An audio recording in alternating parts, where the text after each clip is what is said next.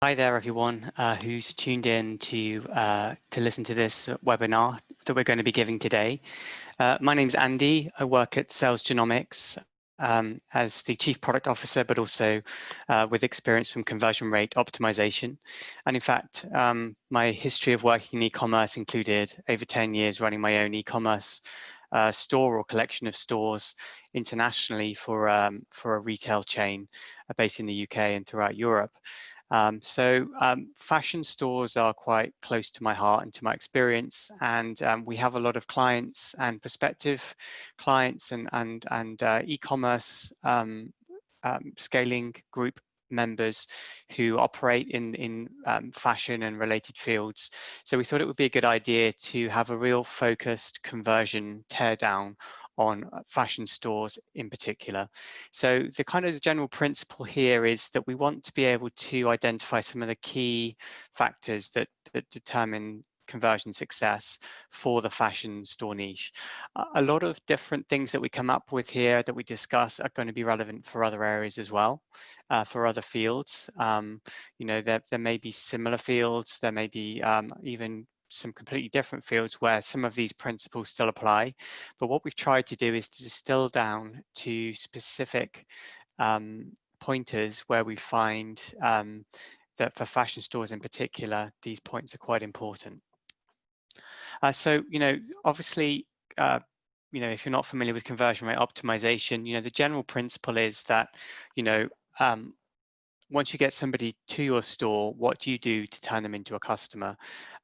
Depending on how your store functions, how it looks, what features you have, how quickly it loads, and many other factors determines, proportionally how many people are actually going to get all the way through the purchase process from that first landing page all the way through to finishing the checkout and seeing the thank you page. So conversion rate optimization effectively is the science and the art of working to optimize, to maximize the revenue that we can gain from kind of a fixed amount of traffic. So without having to pay more for ads, drive more traffic in any other ways, how can we maximize the revenue with the traffic we're getting? And the way we do that is by increasing the number of people who purchase, increasing their average order value, increasing the frequency of repeat purchases. So they're key areas of focus. Okay, so I'm going to move on. Hopefully you can see my screen on this this live share. Let me just double check how this looks. Just make sure this is currently live.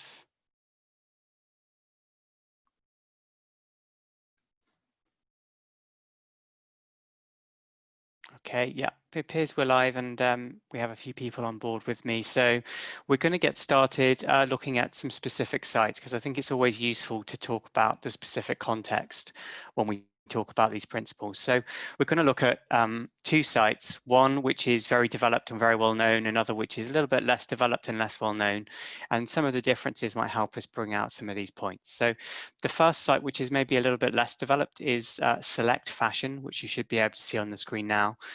This is a UK retailer. They have bricks and mortar stores, but also an online presence. They're relatively large, and they're focused in, fast fashion, so very kind of low cost, very quick turnover, women's fashion product first and foremost. So that's the first store we're going to focus on. The second one is Fashion Nova. If you're in fashion, if you're a fashion e-commerce store owner, you probably know Fashion Nova. It has a massive social media presence. It's one of the most searched for fashion brands around the world. It's a Shopify Plus merchant, and really represents a very well developed and large enterprise level sort of fashion store. So comparing some of the features, some of the layouts, some of the designs, some other factors, we can really draw out some comparisons. So we're going to get started. I guess the very first point that's critical for fashion stores is first impressions, and that means branding and it means image quality. Fashion is all about looks. It's all about making the right first impression. if your store isn't up to scratch, if it doesn't look right, if it doesn't look good, if it doesn't look appealing, people potentially going to click away because their perception of your product is driven by the quality of the imagery on your site. So fashion, potentially more than many other niches, it's critical to have the right imagery. And so, if we just start looking at these home pages, comparing these two sites here, we're still on Fashion Nova. The site's relatively clean. The graphic is relatively sharp. We'll get rid of this notification message here if we can. No, it's not letting me. But basically, we have some strong attention-grabbing imagery, some commonality in colors and designs, attractive imagery. It's basically, quite a high-quality impression that we're left with. This is a well-designed site with, attention to detail in terms of both the graphics, the fonts, and also the images they've chosen.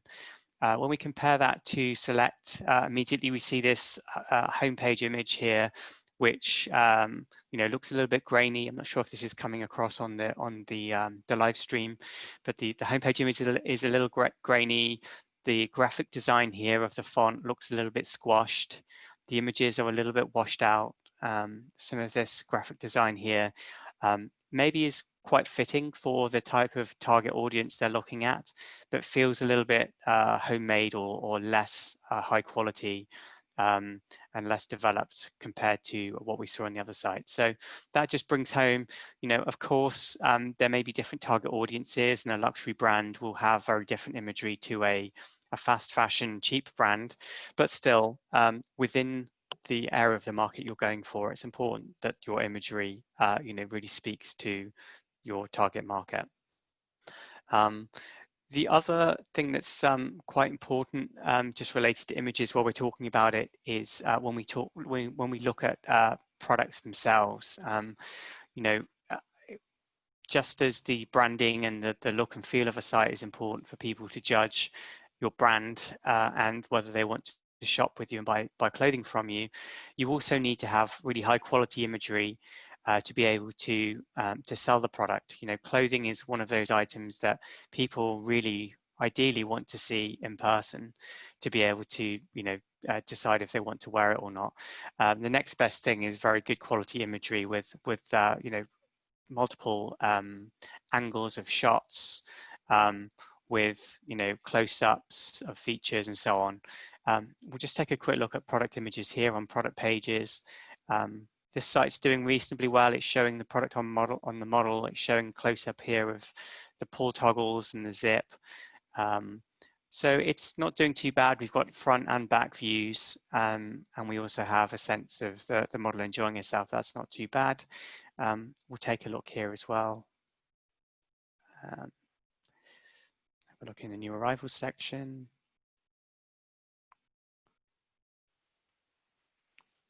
So we'll just scroll down a little bit and pick the first product. So this is in some ways quite similar. We have a model on a plain background showing off the product here. Oops, accidentally added that to cart. Let's see if I can go back. Let's try again. Let's just scroll through and see the quality of the images and the variety of the images we see here. Here we can drag with whereas on the other side we had to click or tap on the arrow. So this is a little bit more intuitive. We have the different angles. So yeah, similar sort of variety of angles here. And so yeah, they're not doing too badly from that point of view. But in terms of products, the key takeaway is show it from multiple angles, as many as possible. Ideally show it on a model. Give people a sense of what it actually will be like to wear. Flat shots, something laying on the ground, for example, can be useful in a certain context, but there's no real substitute to actually showing fashion items on a model that is appropriate to the audience. Okay, moving on, another aspect that's quite important for fashion sites is copy. You need to be able to speak in the voice of your target customers. you need to be able to communicate the desirability of your products, and you also need to make sure that you're informative, because again, with buying something like clothing online, there's certain questions people will have about the fit, about features, about some things about the design that might not be immediately obvious from the images, and so you really ideally need some level of detail in the product descriptions to be able to actually sell the product well. Fashion over here, let's just scroll down and see. Okay, so we've really just got some key product details there, just bullet points, not really any sort of text to draw people in to actually sell. On the plus side, it's got sufficient detail to kind of tick the box of describing the key features, but it's not really using copy effectively. When we go to the other site, we can see here they do actually have a block of text, a short block of text, and actually the ability to make it longer or shorter, although it's so short we don't really need this feature for this particular product. But there's a little bit more of an attempt here to sell the item, which is important, and it does also mention a few of the features. So a combination of these two sites, I would say, would be ideal. Some bullet points to allow easy scanning of key features, but a few sentences of text to actually sell the product is ideal. Of course, the more text you have on a site anyway, it also helps with search engine optimization. So that's one thing to bear in mind. One thing Fashion Nova does quite well here is in the head of their collection. I seem to have lost it. There we go. You actually have some text talking about some of the type of products that they're promoting in here. So again, there's a good amount of text here. This will help with SEO. I suspect that's one of their main reasons, but also some people are interested to kind of scan through text like this to get a sense of what's in a collection. So that's another area where Fashion Nova is using copy to its benefit. So moving on, one thing that we probably all know if we have experience from fashion sites or e-commerce sites generally, and that is mobile is getting more and more important relative to desktop and tablet. The proportion of traffic is increasing still towards mobile overall, but also mobile commerce is growing quicker than desktop or tablet commerce. And we really need to make sure we're catering for that. So, the reason why we're doing this webinar with showing actually the mobile format within this browser, we're using developer tools just to kind of show the mobile screen ratio so that the site is loaded it as if it was being loaded on a mobile. The reason we're doing this is because you need to be designing a fashion site mobile first. Think about how it looks on mobile, make sure it works well, that it's accessible and easy to shop on mobile first and foremost. Desktop and tablet are secondary. But also there's a positive spillover that you can remember for this, that generally if you are designing first for mobile, it involves some degree of simplification. And from a conversion optimization point of view, simplification often boosts conversion, it helps conversion. The simpler and more direct interactions are with the web page, more often you'll get people to do what you want, which is to click that call to action button, move to the next stage, and so on. So mobile first is key. Make sure the site's usable, make sure menus are accessible, make sure the call to actions are easily accessible. Let's look at a couple of examples here. If we now again look at Fashion Nova, the mobile site looks attractive. All of the sections are relatively easily accessible here. We have the hamburger menu at the top with images associated with each of the categories, which are very easy to shop and immediately see what we're looking for. We can swipe across if we want another subcategory, such as men or curve. We definitely have almost an immediate access to whatever we're looking for here. Another thing that's important to see, we'll come on to this a bit more shortly, is that we've got a search field immediately available on every page, and that for mobile shoppers can be essential, because sometimes on a smaller screen it can be that bit more difficult to find what you're looking for. If you know what you want, you need to be able to find it quickly with a search field. But as I said, we'll come to that shortly. In terms of mobile first, it's really important when it comes to be looking at the product pages in particular, because this is where the key purchase decision often begins. You know, somebody looks at the product and decide they want it. They want to be able to add it to cart easily. Fashion Nova offers this, and this key feature that I want to mention, which is a sticky add to cart button. So no matter where I scroll on this mobile page, the add to bag option is immediately available. The size variant choice is immediately available. So I'm not having to scroll around looking for this call to action. You know, within an easy thumbs click reach is the add to bag button. I can click that and go onto the cart page. Okay, so let's just have a quick look how Select is doing in this respect. So we'll go through, pick out a product. That's probably not the best product to choose. Let's pick a garment. Okay, so we have a jacket here, and similarly we have an add to bag button, which is good with easy access. So both of these sites are doing that, but of course there's much more to mobile first than just the sticky add to bag or add to cart buttons. You know, you also need to consider you know, accessibility of menu options. We talked about search, we talked about hamburger menus and submenus and so on. Make it as easy as possible for one-handed surfing on a mobile device. Okay, so that was point 3. So just to recap so far, we had image quality and branding. We had copy and in particular product descriptions. That was point 2. Point 3 was kind of think mobile first when it comes to functionality and design. Point 4, very important for fashion stores, is speed optimization. You know, a lot of fashion stores are catering for often a younger audience, potentially a more impatient audience, an audience that's very quick to switch between different brands if they feel that they're not satisfied with the experience they're getting. So speed optimization is essential for fashion stores. It's important for every store, to be very honest, but given the demographic very often that fashion stores might be targeting, it can be even more important. Just to give a sense here of how these two stores are doing, before I started the webinar, I ran a quick tool called Shopify Analyzer by Speed Booster.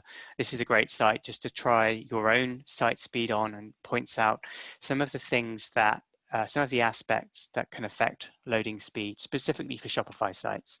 So, you know, you can use page speed analysis from Google, you can use different tools, and very often they'll make recommendations that aren't relevant for Shopify, because Shopify is a hosted platform. You can't change some of the hosting parameters, you can't change some of the hosting files.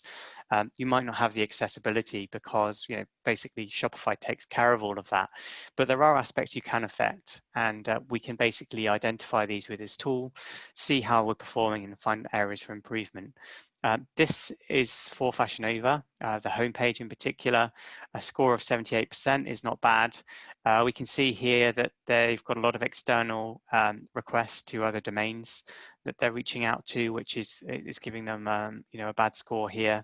But generally, you know, the page weight is relatively light. The images are generally optimized, although there's a problem with some images that are loading but not immediately visible. And they're using lazy loading techniques to help the page load more quickly. So overall, that's not bad at all. And we can see there that some effort's been taken to try and optimize the speed. Just as we're doing a comparison, let's just go back to the home page. What I'd like to indicate here before we look at the speed for the other site, then maybe the less sophisticated site, is just the length and the amount of content on this homepage. So, you know, it's quite long. There's quite a few sections here. There we go. The full page is loaded now. We've got the lazy loading effect here with the Instagram, for example, coming in a few seconds after it comes into the viewport. But just, you know, observe that, you know, that site was almost immediately available for interaction, but continue to load on a lazy basis as we scroll down, and there's a lot of content. That homepage scored a rating of 78. So when we compare now to the Select homepage, which is actually quite a lot shorter, a lot fewer images, none of these images are being lazy loaded. Actually, it's actually in retrospect, it's probably a similar length, but we're not getting the lazy loading. They're probably not getting the full range of volume of images that we had all at once. We're not necessarily seeing, you know, Instagram feeds and so on. This site scored only 11%. So, you know, there's definitely some issues here. The page as a whole over 3 megabytes to load, that's too much. Generally, it needs to be 2.5 or less, just as a rule of thumb. But you know, the less the better, obviously, while still being able to communicate what you need to. But we can see here that the areas where this site would really benefit would be from image optimization, including compression techniques, images that are being loaded in dimensions that are much bigger than they're being displayed. So there's wasteful pixels being downloaded effectively. We could kind of crop or minimize or reduce the size of the image for mobile devices in particular using various different techniques. There are options available for this, and that would mean that we're not loading, you know, desktop style size images for mobile devices. And we can see that this site isn't using lazy loading. 20 images here could be lazy loaded and aren't. So lazy loading is one tool in the armory for ensuring fast loading, and that's something to keep in mind. Okay, so that was point 4, speed optimization. Point 5 is social proof. Fashion is about image, and it's about social approval for a lot of people. It's about keeping up with the latest fashions for oneself, but also for the perception of others. So social proof is really important for fashion stores. People want to believe that other people find the clothing or the accessories or whatever they're purchasing attractive. One of the key ways that we can communicate this is through reviews, of course. So let's just have a quick look. We'll pick a random product and see how Fashion Nova is doing from reviews, from a review standpoint. I think by chance I've just chosen the same product again, but let's just see. Okay, so it's loading, but as yet,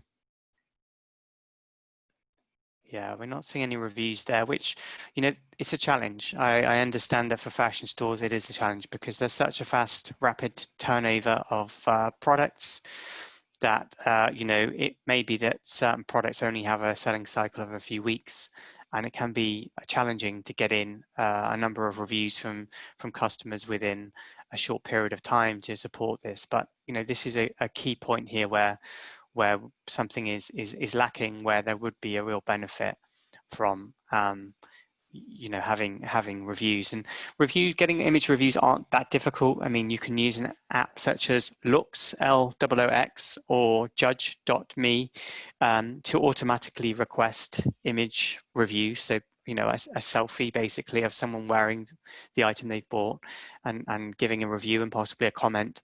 You can automatically prompt emails for that, possibly even incentivize that with a discount code of future purchases to encourage people to leave reviews, because these are really important and kind of critical. One tip about reviews: some store merchants just want to get rid of anything that's not wholly positive and end up with review scores that are 4.9 or 5 for everything. Unfortunately, that's not credible, and credibility is essential here. You know, people need to believe the reviews. So studies have shown that, you know, something in the range of 4 to 4.7 out of 5 is sort of a trustable range of reviews.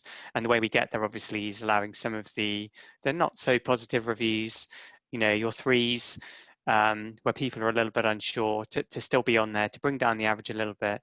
Almost counterintuitively, it can increase the credibility and the effectiveness of reviews. And people who interact and look at reviews are much more likely to convert. So that's worth having. Just before we finish on social proof and reviews, let's have a quick look how this less developed store does. Let's have a look at the dresses section. You know, ideally, we'd like to see review stars even on the collection page underneath the titles, so that we can actually see as a shopper which items are popular already. But again, we'd need to have a good volume across the product range, which may be challenging. Okay, there's no reviews here, but in this particular case, it's quite obvious there are no reviews. There's a commentary, there's the button. You know, generally, we'd recommend that if you don't have reviews on a page, don't shout out about it. You know, drawing attention to the fact that there are no reviews is probably worse than just not having anything on there. So by all means, have a write a review option, but don't point out that you don't have any reviews yet. And certainly don't have a 0 reviews number of stars somewhere around the top of the product page. Okay, moving on. That was point 5. Point 6, and we touched on this already, search. search is critical, especially for fashion stores. Why? Because generally fashion stores have quite a broad range of products. People who search are very valuable, especially in fashion. eConsultancy did a study and they found that searches on fashion stores are 2.5 times as likely to convert on desktops and 3 times as likely to convert on mobile. So that's fashion shoppers are 3 times more likely to purchase on mobile if they've interacted with a search feature. So search is essential, and that's part of the reason why Fashion Nova, right on the homepage, the very first component they have under the logo is this search field. And it's not just about having search and having it discoverable easily, which is still very important. And we notice they've got the search bar, but also they have this search icon here as well. So they really are making sure that people have the search option really available to them here. We're going to try and test, see if we get anything here. I don't think this is going to work for us. No, okay. So I've put in my search term. There's no interactivity here, which is a little bit disappointing. I would have liked to see some dynamic results appearing.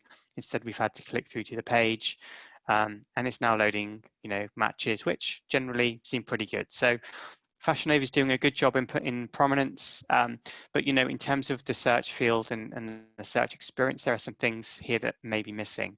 So when we talk about search features, we want dynamic results to show because people want that immediacy. They want to know that what they're looking for does exist, or at least they can dynamically change their search terms to find what they want, rather than having to click through to a search page and maybe find that it isn't quite what they want. There needs to be a degree of error tolerance. Ironically, I couldn't even say that, but misspellings are common, especially on mobile keyboards. Ideally, we need to be able to cope with those with an app that's sophisticated enough to be able to identify common misspellings and associate them with what we're looking for. So if I were to type denim, let's see if we get any results here instead of denim. Again, I've had to click through to see whether there's any results and wait for these images to load. But we do at least see some denim results here. So yes, there's been some recognition of the term, even though it was incorrectly spelt. But perhaps there would be, a more sophisticated search field to be able to directly associate it with denim, and maybe even recognize previously I'd looked at jackets and prioritize those. So dynamic results, error tolerance, natural language processing is also quite useful. What this does is it basically intelligently looks for alternate words. So let's say you've got an international store, and in the UK, we call what the Americans call pants trousers, and vice versa. So, people might be looking for, a pair of trousers in the UK and type in trousers, but because the product only has the word pants associated, not find it. So, ideally, you'd want either an automated process through natural language processing to be able to make that association, or at least be able to use synonyms in the back end of the search tool to be able to kind of allow the tool to recognize that. And one other thing that's useful, which again isn't present here, is auto-completion, which is if people have got to a certain point in typing out a word or a phrase that's common, then the ability to be able to auto-complete that, similar to the way that messaging apps might work, is also desirable to just improve that experience. I know it sounds like a lot and quite a laundry list of features, but because searches are so valuable and because you really want to make sure they find what they want first time, it's worth it. So look for apps that can provide these features.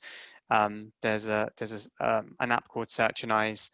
We'll recommend some apps in the comments to the webinar afterwards that offer at least some of these features, varying depending on the budget. Okay, just before we move on very quickly, I'm going to take a quick look here on the search, just see if Select surprises us with any special features. So no autocomplete and no dynamic results. We had to click on the search icon to be able to load to show the search field. It wasn't immediately visible on the homepage, but we've got relevant results here. So that's pretty good, and generally it seems to be quite a similar experience. So that was point 6, search. Point 7, free shipping. Free shipping is increasingly important. If you sell to the US, it's essential. It's really only a question of whether you offer free shipping on everything, which often with a fashion site isn't feasible because there are some low value items that maybe even cost less than the shipping fee would be. So you certainly can't subsidize shipping in that way, but at least have free shipping with an attractive threshold. There are a lot of shoppers who say that they would abandon a site or abandon a purchase because of shipping fees being too high. And still 30 to 40% of US shoppers say that the absence of a free shipping option will deter them from a purchase. So make sure you offer that and make sure it's clear and obvious that it's available to customers. We can see here Fashion Nova doing a good job. Not only do they have this bar right at the top of the screen showing that there is a free shipping threshold, it's dynamically updating based on what's in the shopping cart. So if I take a quick look at the shopping cart here, I can see I've got 2 items that are adding up to a total towards, I think, a $75 threshold. Let's take these out and have another look at what the shipping message says. Okay, so it's 68 euros. They're probably taking a rounded dollar equivalent. So 68 euros from free shipping. And as I add items, that total will come down, and it's a motivator to add extra items to the cart, which of course is the point, because if we're going to be subsidizing shipping, we need multiple purchases. Just before we finish on this point, offering hassle-free returns is also pretty important. They don't necessarily need to be free, but it can be beneficial. But obviously, you know, people don't know for sure about sizing. They don't know for sure about how a particular garment will suit them until they get it home and try it. So having a customer-friendly returns process and policy is beneficial. Consider using an RMA app such as Returnly. Again, we'll include this in the show notes to allow you to basically allow customers to self-service in a positive way to request returns. You can set your policy up in the back end and basically allow people to enter in their order details and determine which items they're sending back to you in advance, so that the returns process can be smooth. You can process returns quicker, and basically customers pretty much know where they stand with the return at any point, which is all important to increase that, improve that experience. Okay, that was point 7. Moving on now to point 8, multiple purchases. Very closely related to the free shipping, with a fashion store, very often any one item, especially if you're offering free shipping, isn't necessarily going to be a very high margin sale. We really want to kind of try and maximize the basket or the cart size to increase the average order value to make the sale worthwhile to us.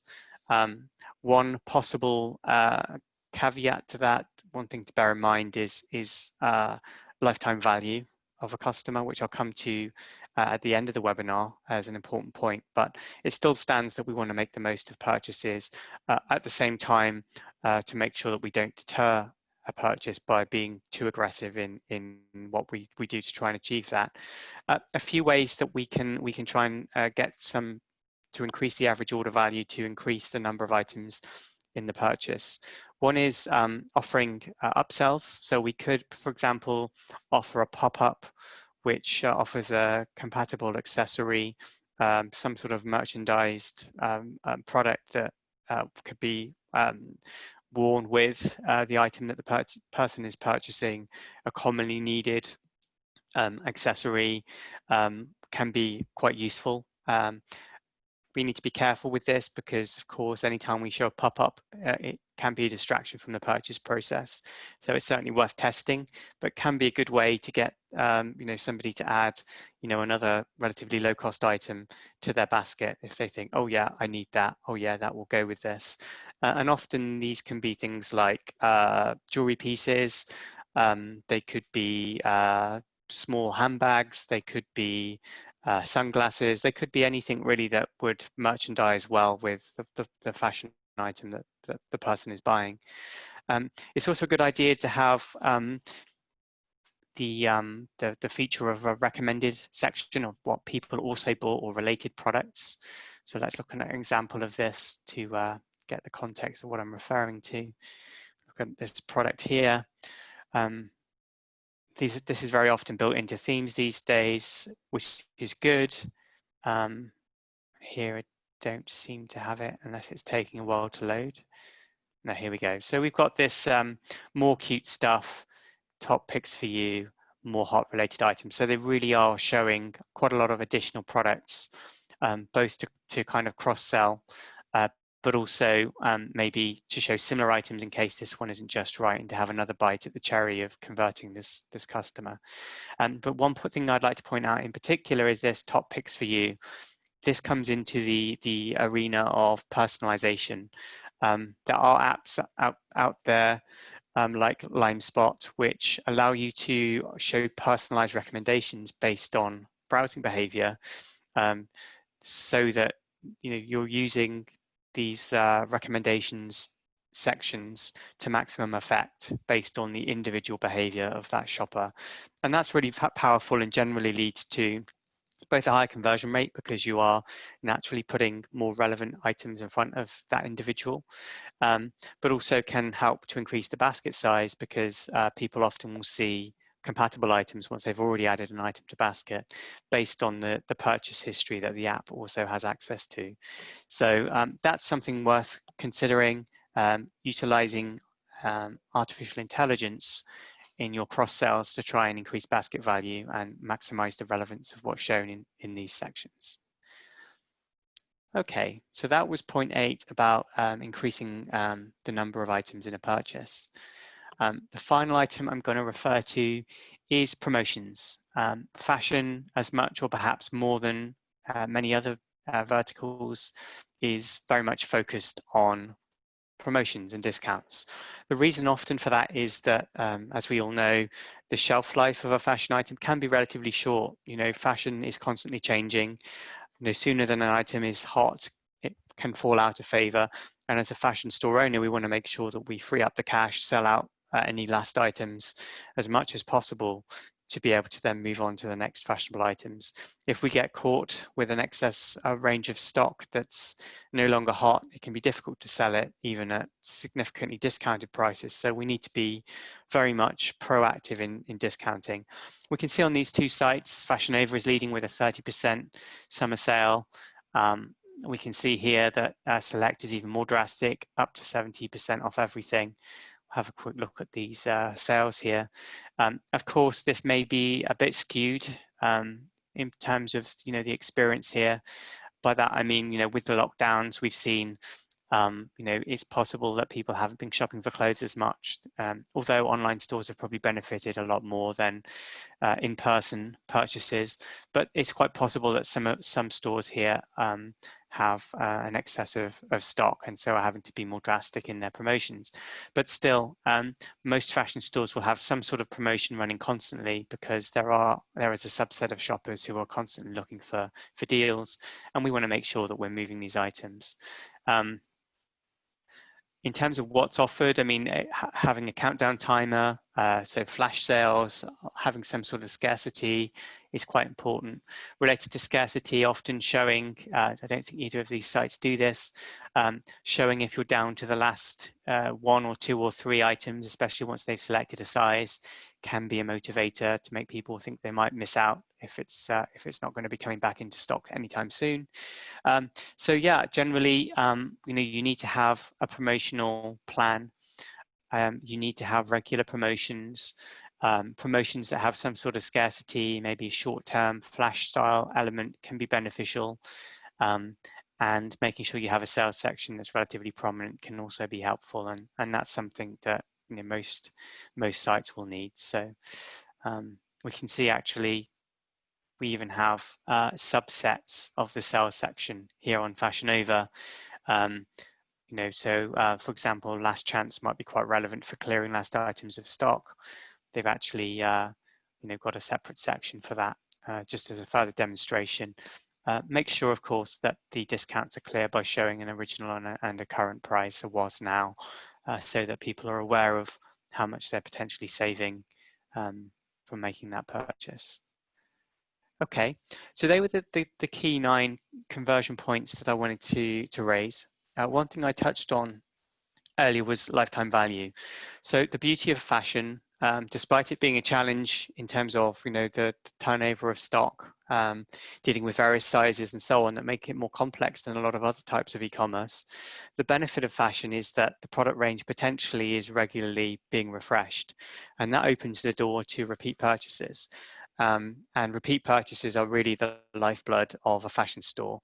What you really need to do as a fashion store owner, and as somebody who's owned a fashion store, an e-commerce store, and worked in the industry, I'm very aware of this. It's critical that you both track and focus on maximizing the lifetime value of your customers.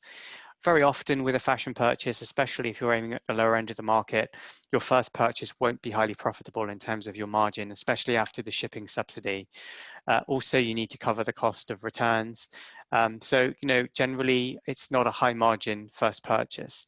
Where you really can become profitable and where you really need to become profitable as a fashion store, in my experience, is building the relationship with the customer and maximizing that lifetime value by encouraging repeat purchases. There's various techniques we can do to do this.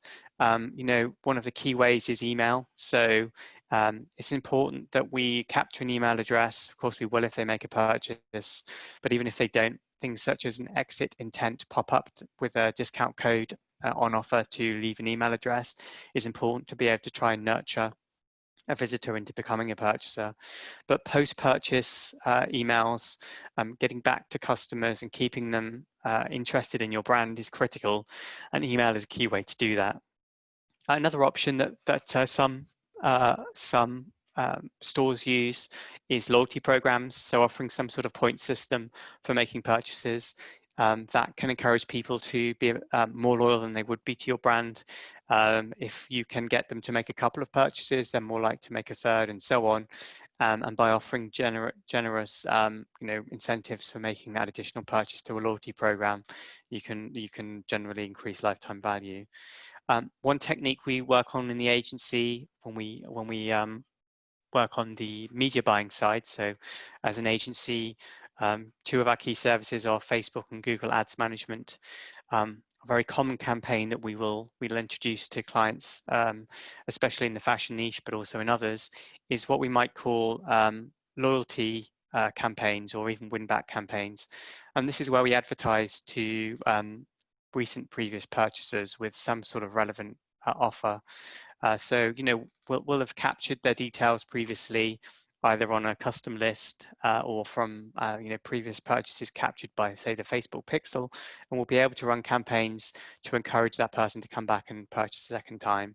And the statistics show that if you can get a shopper to purchase a second time, they're much more likely to become a repeat purchaser. So it's worth considering offering a strong incentive for that second purchase. And so the aim here really is to encourage a good deep group of customers who regularly return to your site, who regularly want to see the latest items that you're holding in stock in your inventory, and to encourage those repeat purchases.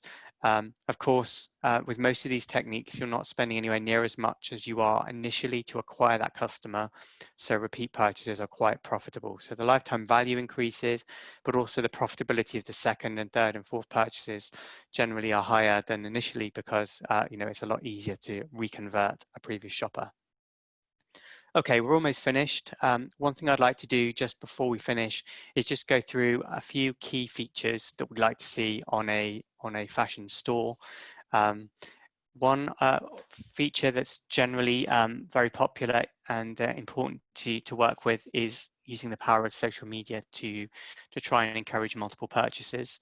That was our point 8 in our list, and that is by using Shoppable Instagram. So if we look here on the homepage of Fashion Nova, as we scroll down, we see a feed of their Instagram. And if you click on a particular example, it brings you this popover where you can see numbered items. So here we've got 1, which is the dress, and 2, which are the matching shoes. And here we have the ability to be able to add the 2 to cart directly without even necessarily having to go to a product page. Let's go back and see. So there's only 1 item in this particular example. See if we can find an outfit anywhere that will allow us to, okay. So only the crop top's available in this case. So the ideal is where you have more than 1 item in the Instagram shot, pair of jeans and a top, for example. Here we go. And we actually here have 3 different items: the top, the skirt, and the shoes, all available for adding to cart directly. So you're effectively helping the customer to already, merchandise an outfit and encouraging that multiple purchase. So that's a feature to look out for, and there are some apps which can do that for you. Yes, it takes some time and effort to tag the items appropriately and to set this up, but generally it's worthwhile, especially because they tend to be higher value orders. Another feature we like to see on product pages is color swatches. People really want to know what the color is going to be, and they look at images, which of course is essential that they are true to color. But also, the color swatches can help. So if we look at this particular dress here, it appears it's available in blue, but it looks like also there's a black and a sort of tan orange color also available. Let's have a look in the page itself.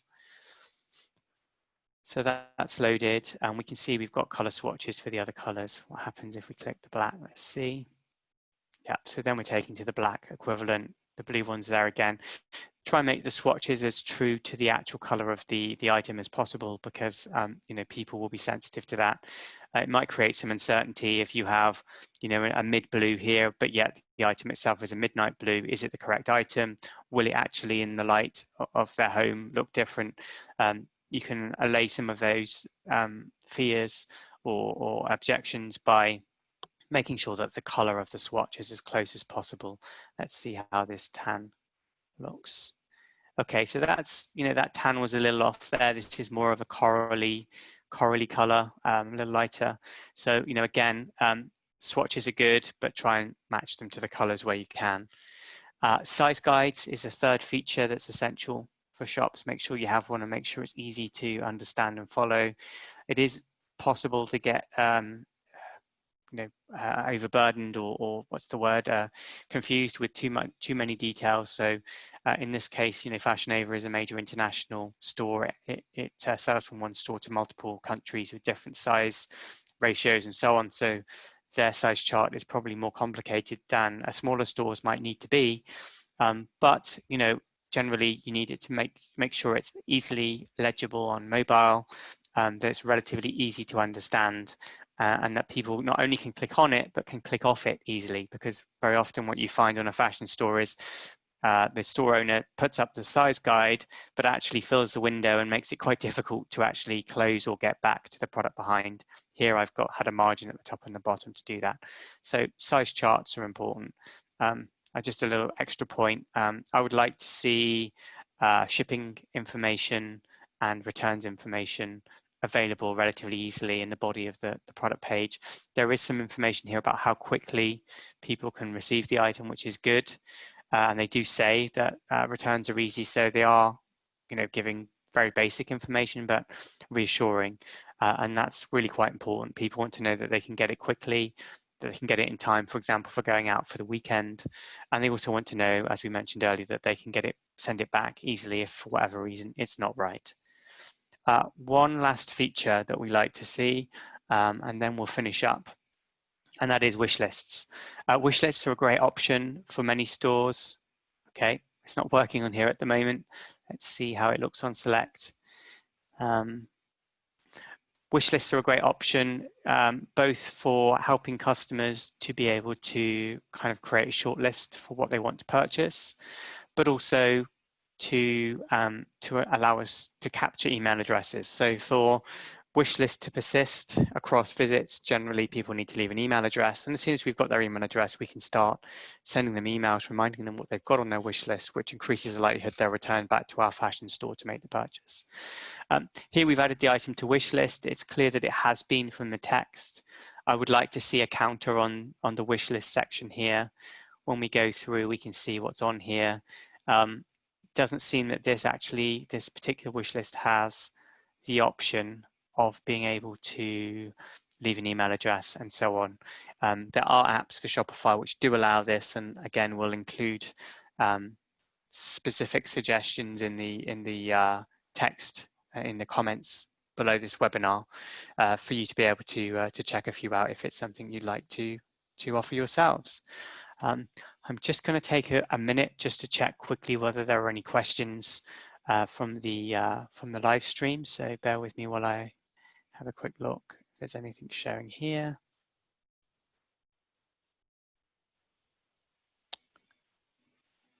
Okay. Nope, doesn't seem like there are any questions. Feel free to ask questions afterwards in the comments. Please ask them within the group publicly so that other people can benefit. If they might have a similar question, perhaps there's a point that wasn't clear and I can clarify that for everybody in the comments. I hope this has been useful for everybody watching and for people who may be watching this after the initial recording. Feel free to get in contact with us if you would like some help directly with the conversion rate optimization for your fashion store or other stores.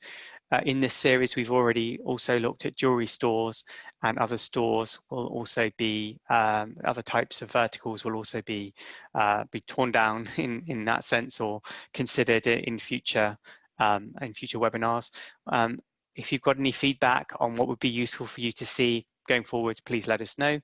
And yeah, if you need anything else in terms of help for your e-commerce store, then please get in contact with Lead Genomics, and we'll be sure to let you know how we can help you. Thanks a lot for your attention, and enjoy the rest of your day. Thank you. Thanks a lot for staying till the very end. This was e-commerce scaling strategies by Sales Genomics, brought to you by Matt from Sales Genomics.